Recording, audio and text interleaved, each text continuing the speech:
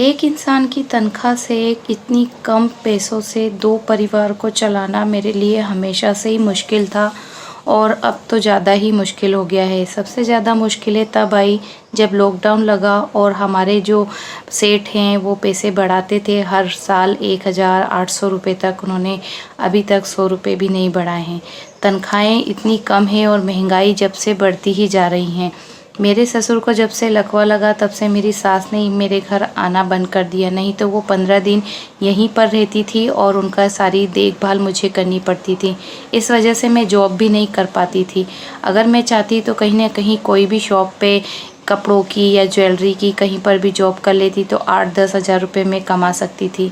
लेकिन अब उम्र इतनी हो गई है, बच्चे इतने बड़े बड़े हो गए हैं कि अब जाऊं कमाने तो बच्चों को अच्छा नहीं लगता है। सास ससुर अब बीमार रहने लगे हैं तो तनख्वाह हमारी ही आती है। बाकी 2 भाई तो खेती बाड़ी में जैसे तैसे गुजारा करते हैं, उनसे तो वो पैसे लेती नहीं हैं।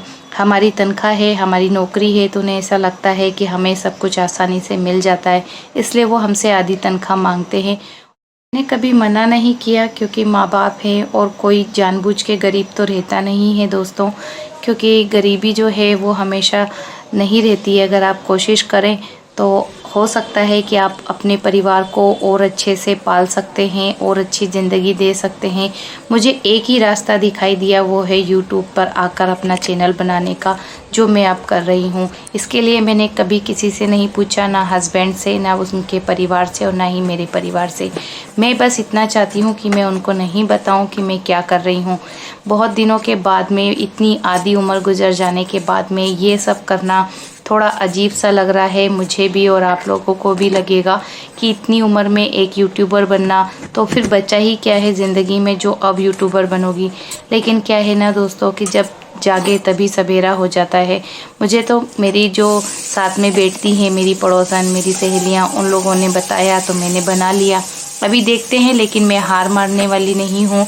अपने बिज़नेस को मैं इस तरीके से चलाती हूँ कि मेरा कम से कम 3 से 4 हज़ार रुपये महीना हो जाता है उसमें, और साथ साथ ही मेरी मुख्यमंत्री लाडली बहना में भी है, तो उसमें भी 1-1.5 हज़ार रुपये जो मेरा आता है उसको मिला मिलू के मैं अपने घर के जो डेली की चीज़ें होती है, जैसे कि हम घर का किराना लेकर आते हैं, वो सब मैं संभाल लेती हूँ, दूध का खर्चा संभाल लेती हूँ। तो इस तरीके से मेरा बिजनेस चल रहा है। मुझे आप सबकी सपोर्ट की बहुत ज़रूरत है फ्रेंड्स, तो प्लीज़ मेरे चैनल को सब्सक्राइब कीजिए, लाइक कीजिए, कमेंट कीजिएगा, और मुझे सपोर्ट करने के लिए फ्रेंड्स मेरी व्लॉग को ज़रूर देखिएगा।